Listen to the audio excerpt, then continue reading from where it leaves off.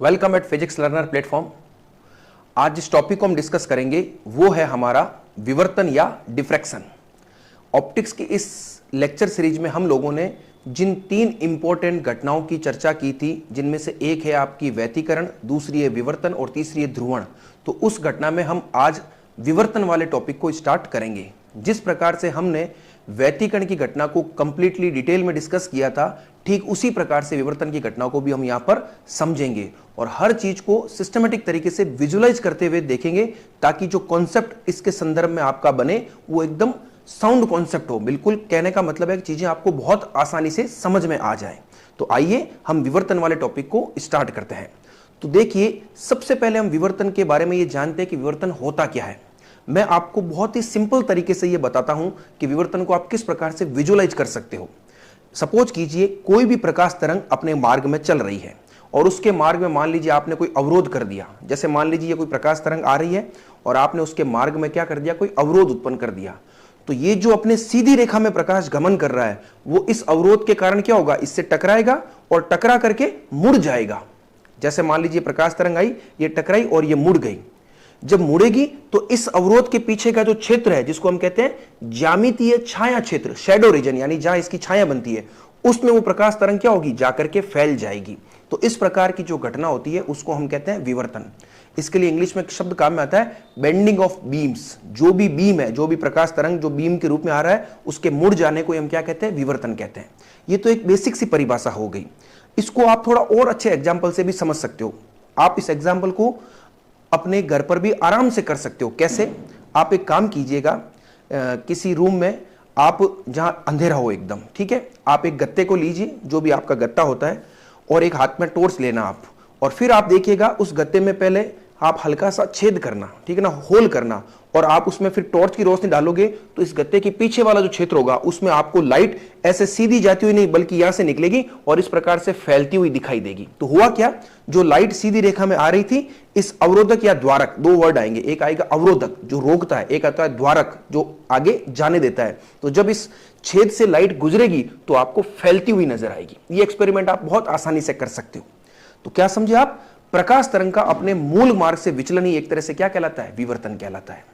ठीक है, इस एक्सपेरिमेंट में आप एक चीज ये भी कर सकते हो। देखो, आप एक चीज ये भी नोट करना, उस गत्ते में आप क्या कीजिए, पहले छोटा छेद कीजिए और टॉर्च से लाइट कीजिए, और उस पूरे जो विवर्तन हो रहा है, जो प्रकाश तरंग फैल रही है उधर, उसको आप नोट कीजिए, यानी देखिए एक बार। फिर आप उस छेद को थोड़ा बड़ा कीजिए, फिर लाइट डालिए, उसको भी देखिए, फिर और बड़ा कीजिए, लाइट डालिए, उसको देखिए।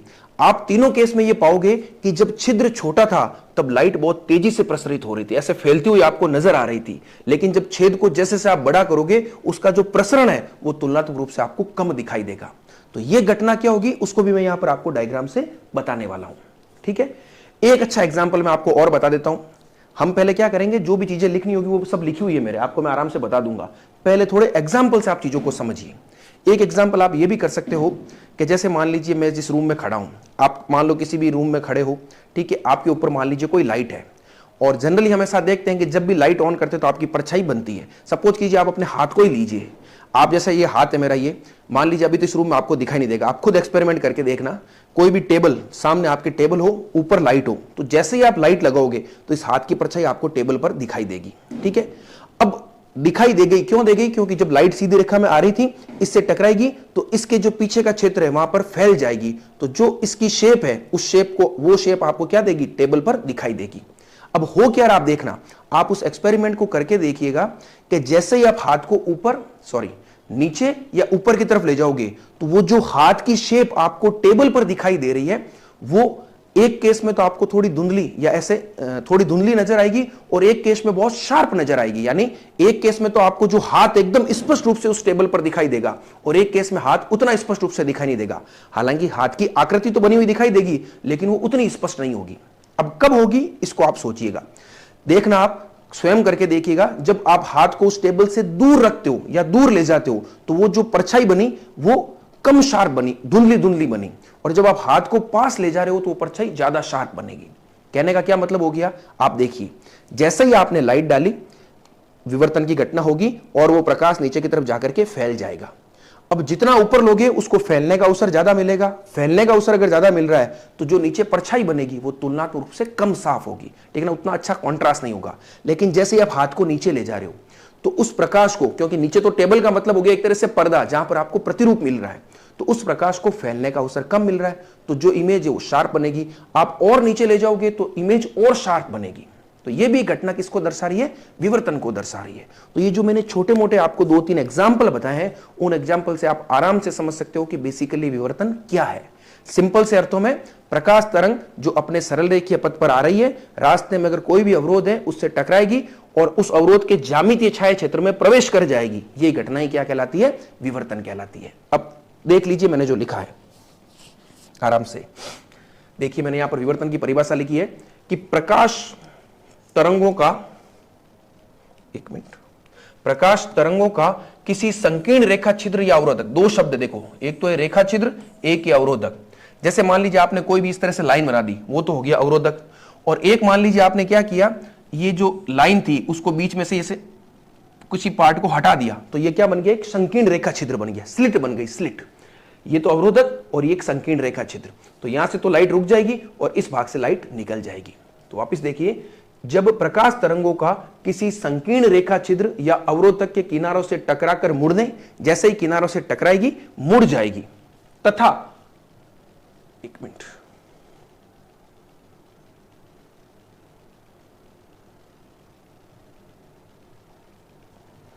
तथा उसके ज्यामितीय छाया क्षेत्र में, ज्यामितीय छाया क्षेत्र का मतलब होता है शेडो रीजन। जैसे ये हाथ है तो इसके पीछे का जो क्षेत्र होगा, जो भी अवरोधक है उसके पीछे का जो क्षेत्र होता है वो क्या कहलाता है? ज्यामितीय छाया क्षेत्र, ठीक है ना, ज्योमेट्रिकल शेडो।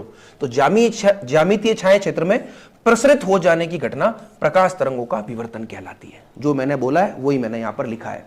लाइट आएगी, टकराएगी, मुड़ेगी और जो ज्यामितीय छाया क्षेत्र है उसमें प्रसरित हो जाएगी। यही घटना आपकी कहलाती है विवर्तन। इसको मैंने एक अन्य परिभाषा के रूप में भी लिखा है कि प्रकाश तरंगों का अपने ऋजुरेखीय संचरण, ऋजुरेखीय संचरण को हम कहते हैं इंग्लिश में रेक्टिलिनियर प्रोपोगेशन, यानी एक रेखा में जो प्रकाश तरंग चलती है उसको हम कहते हैं ऋजुरेखीय संचरण। तो आपने लिखा है ऋजुरेखीय संचरण से विचलन की जो घटना है वही विवर्तन कहलाती है। दोनों सेम बात है। ये अवरोधक, प्रकाश एक लाइन में आ रहा है, जैसे ही टकराएगा तो विचलित हो जाएगा, तो उस घटना को आप क्या कहते हो? उस घटना को ही आप विवर्तन कहते हो। तो ये विवर्तन की बेसिक डेफिनेशन है। फिर मैंने नीचे एक लाइन और लिखी है, सबसे इंपॉर्टेंट, ध्यान से सुनिएगा। प्रकाश तरंगों के विवर्तन के लिए अवरोधक या द्वारक का आकार आपतित प्रकाश की तरंग दैर्ध्य की कोटि का होना चाहिए। ध्यान से समझिएगा मैं क्या कह रहा हूं। यानी ये मान लीजिए आपके पास अवरोधक है, ये कोई प्रकाश तरंग आ रही है, इस प्रकाश तरंग की कोई न कोई वेवलेंथ होगी यानी लैम्बडा होगा, और इस अवरोधक या द्वारक की कोई न कोई साइज होगी, कोई न कोई आकार होगा, सेंटीमीटर में हो सकता है, मिलीमीटर में हो सकता है, कुछ किसी में भी हो सकता है, होगा। तो अब निश्चित रूप से जब प्रकाश तरंग आएगी तो इससे टकराएगी, मुड़ेगी, आपको विवर्तन घटना दिखाई देगी। लेकिन किस स्थिति में आपको विवर्तन प्रतिरूप अधिक स्पष्ट दिखाई देगा उसकी हम चर्चा करेंगे। जैसे मैंने हाथ का एग्जांपल दिया ना आपको, कि दोनों ही केस में चाहे हाथ को आप नीचे ले जाओ चाहे ऊपर की तरफ ले जाओ, हाथ की इमेज आपको उस टेबल पर दिखाई दे रही है, लेकिन एक केस में इमेज थोड़ी धुंधली और एक केस में इमेज शार्प दिखाई दे रही है। तो ध्यान से सुनिएगा, कब विवर्तन प्रतिरूप आपको अच्छे से और स्पष्ट रूप से दिखाई देगा? तो उसके लिए कंडीशन क्या है कि जो प्रकाश तरंग आपतित हो रही है उसका तरंग दैर्ध्य और जो अवरोधक या द्वारक है उसकी जो साइज है, इन दोनों का मान लगभग बराबर होना चाहिए। यानी अगर सपोज करो इसकी साइज बहुत ज्यादा है, इसके तरंग दैर्ध्य कम है, तो आपको विवर्तन तो दिखाई देगा लेकिन वो स्पष्ट नहीं होगा।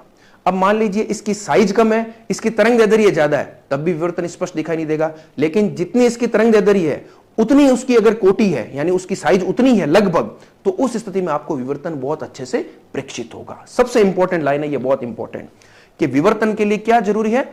आपतित तरंग का तरंग दैर्ध्य और अवरोधक और द्वारक की जो आकार है वो दोनों लगभग समान कोटि के होने चाहिए। मैंने यहां पर एक डायग्राम बनाया है, उस डायग्राम से आपको ये लाइन बहुत अच्छे से समझ में आ जाएगी। आप देखिए एक बार उसको, देखिए शानदार तरीके से मैंने इस डायग्राम को यहां प्रदर्शित किया है। आप सबसे पहले इस चीज को देखिए, देखो जैसे यहां पर ये है लार्ज अपर्चर, अपर्चर का मतलब होता है द्वारक। मैंने बताया ना, एक अवरोधक को बीच में से आप हटा दो तो वो एक द्वारक बन जाता है। तो यहां पर देखो द्वारक का आकार बहुत बड़ा है इसकी तुलना में हो, तो यहां पर जो प्रकाश तरंग आएगी उसको फैलने का अवसर क्या मिलेगा? वो इस तरह से नहीं फैल पाएगी, ठीक है, फैलने का अवसर कम मिला तो जैसे आ रही है लगभग उसी रूप में निकल जा रही है। लेकिन यहां पर अवरोधक का आकार या जो ये एपर्चर है द्वारक, उसका आकार क्या कम है, तो ये क्या होगी, ज्यादा तेजी से फैलेगी।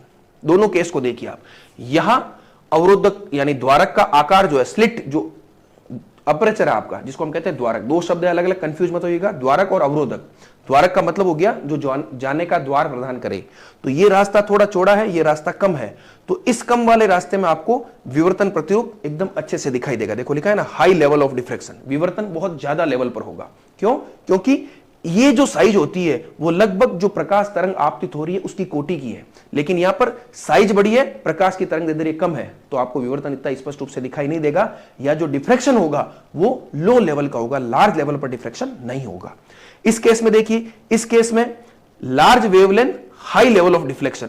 यहां आप देखिए, यहां पर द्वारक की साइज सेम है, लेकिन यहां पर मैंने क्या कर दिया कि वेवलेंथ को मैंने क्या ले लिया, थोड़ा ज्यादा ले लिया।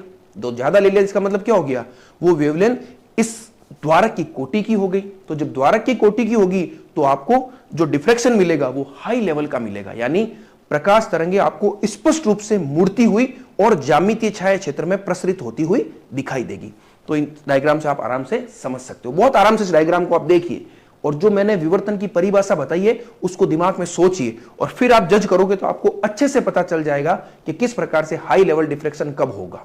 इस डायग्राम को भी देख लीजिए, सेम वही चीज है, वाइड गैप है तो लो लेवल डिफ्रेक्शन है, और नैरो गैप है, ये गैप कम है तो हाई लेवल डिफ्रेक्शन है, दोनों सेम चीज है। तो इस तरह से भी आप इस डायग्राम को समझ सकते हो। तो ये जो कंडीशन थी विवर्तन की कि अवरोधक या द्वारक का जो आकार है वो आपतित तरंग की तरंग दैर्ध्य की कोटि का होना चाहिए, तो वो मैंने आपको डायग्राम से भी बता दी। अब हम क्या करेंगे, ये जो विवर्तन हमें पढ़ना है, इस विवर्तन को अगर क्लासिफाई किया जाए, उसका वर्गीकरण किया जाए, तो हम यहां पर दो प्रकार की क्लास, ठीक है ना, दो प्रकार की क्लास यहां हम विवर्तन की पढ़ने वाले हैं। कौन कौन सी होगी, एक होगी आपकी फ्रेनेल विवर्तन और दूसरी होगी फ्रॉनहोफर विवर्तन। तो इस लेक्चर में हम यह समझेंगे कि फ्रेनेल विवर्तन क्या होता है और फ्रॉनहोफर विवर्तन क्या होता है। तो देखिए आप एक बार उसको आराम से, मैं यहां स्पष्ट रूप से इसको बता देता हूं। तो देखिए फ्रेनेल और फ्रॉनहोफर विवर्तन क्या होता है उसको आप एक बार समझिए। तो यहां पर देखो मैंने लिखा है क्लास ऑफ डिफ्रेक्शन। तो आपके पास दो प्रकार के डिफ्रेक्शन है, एक है फ्रेनेल विवर्तन और दूसरा है फ्रॉनहोफर विवर्तन। तो सबसे पहले हम फ्रेनेल विवर्तन को देखते हैं कि फ्रेनेल विवर्तन क्या होता है। यहां पर मैंने फ्रेनेल विवर्तन की एक डेफिनेशन लिखी है, उस डेफिनेशन को एक बार आप पढ़िए। मैंने लिखा है, जब प्रकाश स्रोत तथा प्रेक्षण या पर्दा, आपके पास दो चीजें हैं, एक स्रोत है जिससे आपको तरंगाग्र के रूप में प्राप्त होगी तरंगे, ठीक है, और दूसरा है पर्दा जहां पर आप प्रतिरूप को प्राप्त करोगे। तो क्या लिखा है, जब प्रकाश स्रोत तथा पर्दा दोनों विवर्तन उत्पन्न करने वाले अवरोधक या द्वारक से सीमित दूरी पर स्थित हो, तो उस स्थिति में जो विवर्तन हम पढ़ते हैं या समझते हैं वो होता है हमारा फ्रेनेल विवर्तन। ध्यान से देखिए, एक तरफ है आपका स्रोत, यहां पर है आपका डिफ्रैक्टिंग एलिमेंट, वो एलिमेंट जो विवर्तन को उत्पन्न करेगा, यानी जो प्रकाश तरंग आ रही है उसके मार्ग में एक प्रकार का अवरोधक है, और इधर है आपका पर्दा जहां पर आपको प्रतिरूप मिलेगा। तो फ्रेनेल विवर्तन में क्या होगा कि ये यानी स्रोत और अवरोधक, इसके बीच की दूरी और अवरोधक और पर्दे के बीच की दूरी क्या होती है, सीमित होती है, बहुत ज्यादा दूरी पर स्थित नहीं होते हैं, ये ध्यान रखना, बस मेन चीज ये है। तो इस प्रकार की जो सिचुएशन होती है वो हम फ्रेनेल विवर्तन के अंतर्गत पढ़ते हैं। और फ्रेनेल विवर्तन में आप ध्यान रखिएगा, चाहे आपतित तरंगाग्र हो चाहे विवर्तित तरंगाग्र हो, यानी जो आने वाला तरंगाग्र है और जो टकरा करके मुड़कर जाने वाला तरंगाग्र है, दोनों ही तरंगाग्र कैसे होते हैं, या तो गोलीय होते हैं या बेलनाकार होते हैं, आइदर स्फेरिकल और सिलेंड्रिकल। अब इस डायग्राम को आप देखिए, बिल्कुल सिंपल है, ये आपका एक तरह से अवरोधक या द्वारक है जिसको मैंने कह दिया डिफ्रैक्टिंग एलिमेंट। ये आपका आपतित तरंगाग्र है, यानी तरंगे आ रही है, इससे टकरा करके मुड़ेगी, इस पर्दे पर आपको प्रतिरूप मिलेगा, ये हमारा विवर्तित तरंगाग्र है। तो आप देखिए ये डिस्टेंस और ये डिस्टेंस दोनों कैसी है, सीमित दूरी है, ठीक है, सीमित दूरी है। तो आपको इन तरंगों को एक तरह से क्या कहते हैं, तरंगों को अभिसरित, ठीक है ना, कन्वर्ज करने के लिए आपको किसी प्रकार के लेंस की आवश्यकता नहीं है। अगर ये दूरी बहुत ज्यादा होती तो इन तरंगों को यहां तक पहुंचाने के लिए हमें क्या चाहिए था, एक लेंस चाहिए था जो इन तरंगों को क्या कर सके, कन्वर्ज कर सके, अभिसरित कर सके। उसी प्रकार से अगर ये दूरी भी ज्यादा होती तो ये जो तरंग यहां आगे बढ़ रही है उनको अभिसरित करने के लिए हमें क्या चाहिए था, एक अभिसरित लेंस चाहिए था। तो यहां पर इस प्रकार के किसी भी लेंस की आवश्यकता नहीं है। तो ये जो क्लास कहलाती है आपकी, वो कहलाती है फ्रेनेल विवर्तन, ठीक है ना, फ्रेस्नेल डिफ्रैक्शन। तो क्लियर हो गया बिल्कुल। इसको हमें डिटेल में पढ़ना है पूरा, लेकिन अभी सिर्फ बेसिक डेफिनेशन आप समझिए। अगली डेफिनेशन आप देखिए, अगला मैंने लिखा है फ्रॉनहोफर विवर्तन। बस दोनों में सिर्फ इतना ही डिफरेंस है, फ्रेनेल विवर्तन में स्रोत और डिफ्रेक्टिंग एलिमेंट तथा डिफ्रेक्टिंग एलिमेंट और पर्दे के बीच की दूरी सीमित थी, यहां पर दोनों के बीच की दूरी क्या है, अनंत है। तो यहां पर ये डिफ्रेक्टिंग एलिमेंट है, तो यहां स्रोत बहुत ज्यादा दूरी पर है, तो ये जो तरंगे आ रही है उन तरंगों को कन्वर्ज करने के लिए हमें एक लेंस चाहिए, इस लेंस से कन्वर्ज होगी, फिर यहां टकराएगी, फिर यहां से जो तरंगे विवर्तित होगी वो भी पर्दे पर हमें प्राप्त करने के लिए क्या करना पड़ेगा, एक लेंस चाहिएगा। इस लेंस से तरंगे कन्वर्ज होगी और हमें पर्दे पर क्या मिलेगा, एक प्रतिरूप मिलेगा। तो बस सिंपल सी चीज, ये डिस्टेंस और ये डिस्टेंस दोनों क्या होती है, तुलनात्मक रूप से बहुत ज्यादा होती है, उसको हम कहते हैं अनंत दूरी एक तरह से। तो इस स्थिति में आपका जो तरंगाग्र होगा, चाहे वो आपतित तरंगाग्र हो चाहे वो विवर्तित तरंगाग्र हो, दोनों ही प्रकार के तरंगाग्र कैसे होते हैं, समतल तरंगाग्र होते हैं, प्लेन वेव फ्रंट होते हैं। बस ये चीज ध्यान रखिएगा।